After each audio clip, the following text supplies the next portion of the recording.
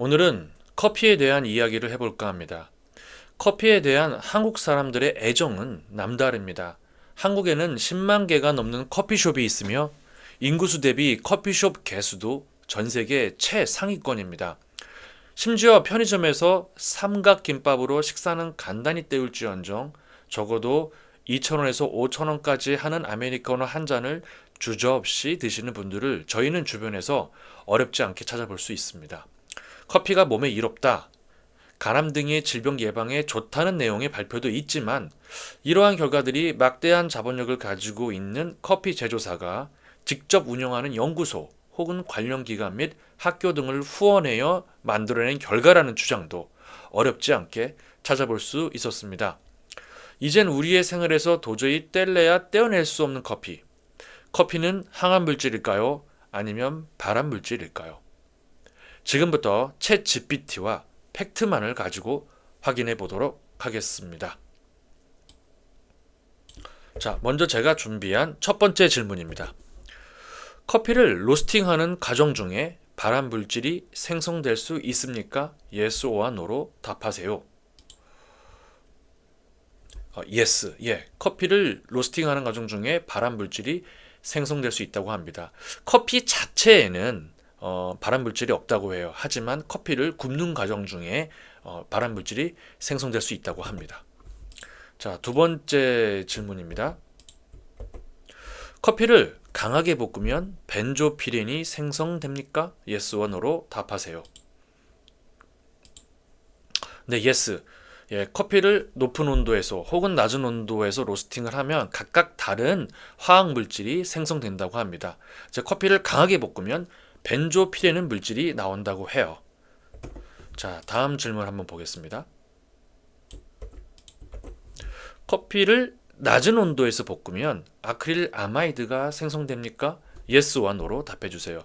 특히 커피에서 위험한 거는 이 아크릴 아마이드라고 합니다. 자, 생성이 되는지 안 되는지 한번 챗GPT를 통해서 확인해 보도록 하겠습니다. 네, yes. 역시 커피를 낮은 온도에서 오래 볶으면 아크릴 아마이드가 생성된다고 합니다. 자, 저희가 궁금한 거는 이 화학 물질의 이름이 아니죠. 바로 이게 궁금한 겁니다. 벤조피렌과 아크릴 아마이드는 발암 물질입니까? Yes or No로 답해 주세요. 자, 답을 보겠습니다. Yes. 예.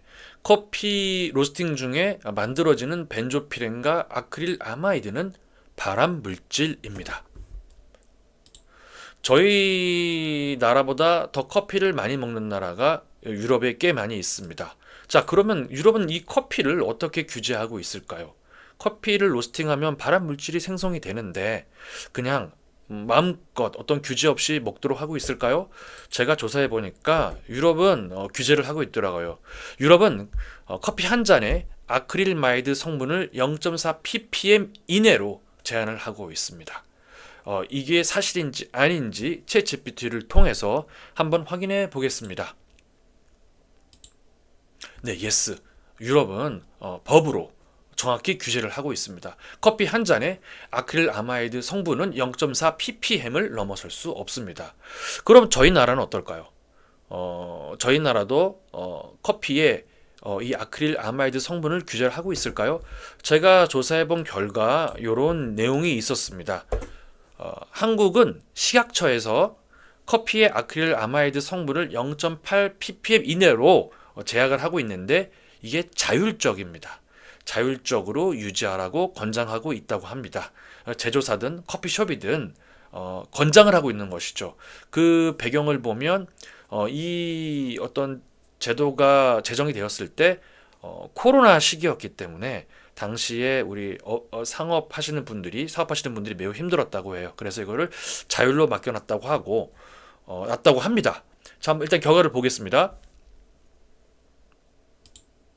네, 예스. 한국에서도 규제가 있습니다만 자율적으로 유지가 되고 있습니다. 제가 알기로는 거의 이 부분이 관리 감독도 잘 되고 있지 않고 잘 지켜지지 않고 있다고 합니다. 또 한 가지 재밌는 사실을 제가 발견을 했습니다. 2018년 3월 30일 캘리포니아 고등법원에서 판사가 판결을 내렸습니다. 스타벅스는 커피컵에 발암물질이라고 경고문을 표기하라. 저희 담배값 보면 담배는 발암물질이라고 표기가 되어 있죠. 그와 마찬가지로 커피도 그렇게 표기해야 된다라고 미국의 캘리포니아 고등법원이 판결을 내렸습니다. 자, 이것이 사실일까요? 아닐까요? 이 기사를 제가 발견을 했는데 사실 유무를 챗 GPT를 통해서 한번 확인해 보도록 하겠습니다. 네, 예스. 이것 또한 사실입니다. 자, 오늘의 마지막 질문입니다. 이것이 궁금합니다. 자, 그래서 결과적으로 로스팅 방법에 따라 커피를 발암 물질이라고 할 수 있겠습니까? 예스와 노로 답해 주세요. 저희는 이게 궁금했던 거죠. 커피가 발암 물질인지 아닌지 폭넓고 넓은 스펙트럼의 데이터베이스를 가지고 있는 챗 GPT는 이것을 어떻게 분석해서 결과를 내줄까요?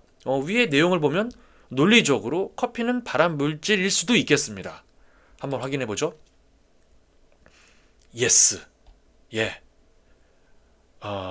커피는 발암 물질이라고 할 수 있습니다. 로스팅을 어떻게 했느냐에 따라서 너무 높지도 너무 낮지도 않은 적정한 온도에서 커피의 맛과 향은 살리면서도 발암 물질을 최소화할 수 있는 방법도 찾아보니까 있다고들 하는데 아직 많은 커피 제조사 유수한 브랜드들에서는 크게 관심이 없다고 합니다. 왜냐하면 커피의 향과 맛을 포기하면서까지 그 방법을 채택할 이유를 아직 못 찾은 것이겠죠. 자, 커피의 맛과 향만을 극대화하기 위한 로스팅은 발암 물질 생성을 동반할 수 있습니다. 커피에 중독된다는 것은 카페인에 중독된다는 것을 의미합니다. 우리 신체의 카페인 의존도가 높아지면 커피를 마시지 않을 시 저도 겪어봤지만 두통, 피로, 집중력 저하 등의 부작용이 나타날 수밖에 없고 이로 인해서 우리는 다시 커피를 찾을 수밖에 없는 것이죠. 저희가 고기의 탄 부분은 대부분의 사람들이 암 유발 물질이라고 떼고 먹지만 커피를 마실 때 커피가 발암 물질을 포함하고 있다는 것을 주의하며 먹는 사람은 거의 없는 것 같습니다. 커피 한 잔의 여유, 그 맛과 향, 커피만의 독특한 감성은 정말 포기하기 힘듭니다. 하지만 우리 모두가 현명하게 그리고 즐겁게 커피 마시기를 바라며 오늘의 방송 마치도록 하겠습니다. 감사합니다.